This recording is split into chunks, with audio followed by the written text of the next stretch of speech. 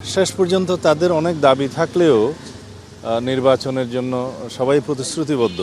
এটা ভিন্ন দৃষ্টিকোণ থেকে হয়তো অনেকে দেখছে, কিন্তু 2024-এর ছাত্র গণ অভ্যুত্থানের শহীদদের যথাযথভাবে শ্রদ্ধা নিবেদন করা এটা আমাদের দায়িত্ব, জাতীয় দায়িত্ব। আমরা ইতিমধ্যে পদক্ষেপ নিয়েছি, সাংগঠনিক পদক্ষেপ নিয়েছি এবং আমরা তাদেরকে ডেকে বোঝানোর চেষ্টা করছি।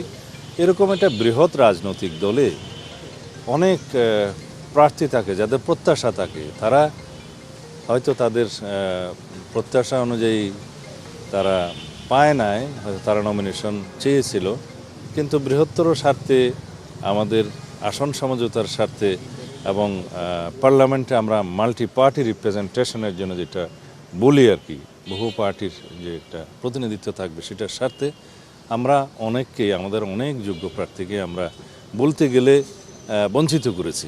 সুতরাং তাদের মনোব্যথা আছে, তাদেরকে আমরা কিছু কিছু ক্ষেত্রে সাংগঠনিক ব্যবস্থা নিয়েছি, আর কিছু কিছু ক্ষেত্রে তাদেরকে আমরা বুঝিয়ে শান্ত করার চেষ্টা করব। আশা করি সেটা মীমাংসা হবে। এদেশের মানুষ প্রতিজ্ঞাবদ্ধ এবং অঙ্গীকারাবদ্ধ, গণতন্ত্রে তারা ফিরবেই এবং একটি সুষ্ঠু, নিরপেক্ষ, অবাধ নির্বাচনের জন্য আমরা সবাই অপেক্ষা করছি, সারা জাতি অপেক্ষমান।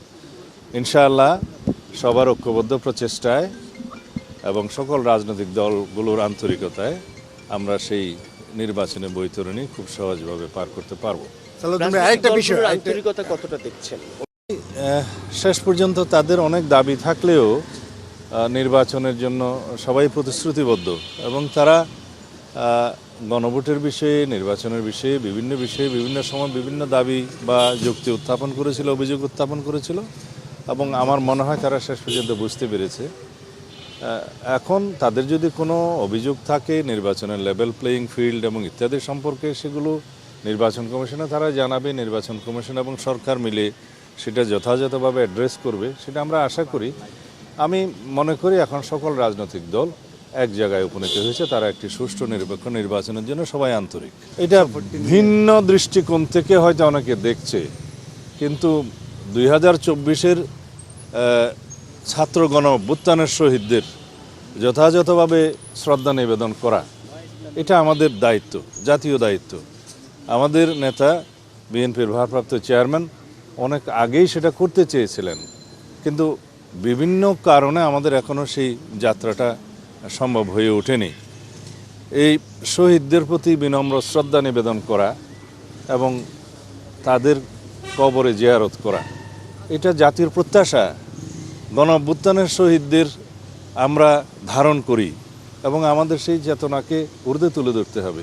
এটা ভিন্ন দৃষ্টিকোণ থেকে হয়তো অনেকে দেখছে, কিন্তু 2024-এর ছাত্র গণ অভ্যুত্থানের শহীদদের যথাযথভাবে শ্রদ্ধা নিবেদন করা এটা আমাদের দায়িত্ব, জাতীয় দায়িত্ব। আমাদের নেতা, বিএনপির ভারপ্রাপ্ত চেয়ারম্যান অনেক আগেই সেটা করতে চেয়েছিলেন, কিন্তু বিভিন্ন কারণে আমাদের এখনও সেই যাত্রাটা সম্ভব হয়ে ওঠেনি। এই শহীদদের প্রতি বিনম্র শ্রদ্ধা নিবেদন করা এবং তাদের কবরে জিয়ারত করা এটা জাতির প্রত্যাশা। গণ অভ্যুত্থানের শহীদদের আমরা ধারণ করি এবং আমাদের সেই চেতনাকে ঊর্ধ্বে তুলে ধরতে হবে। তার জন্যেই তার যাওয়া। এখানে নির্বাচন আচরণবিধির কোনো বিষয় নেই, এই দৃষ্টিকোণ থেকে আমরা দেখি এবং সবাইকে অনুরোধ করব যেন 2024-এর ছাত্র গণ অভ্যুত্থানের মর্যাদাকে আমরা প্রশ্নবিদ্ধ না করি। আমরা শহীদদের আত্মত্যাগকে যেন আরও মহিমান্বিত করি।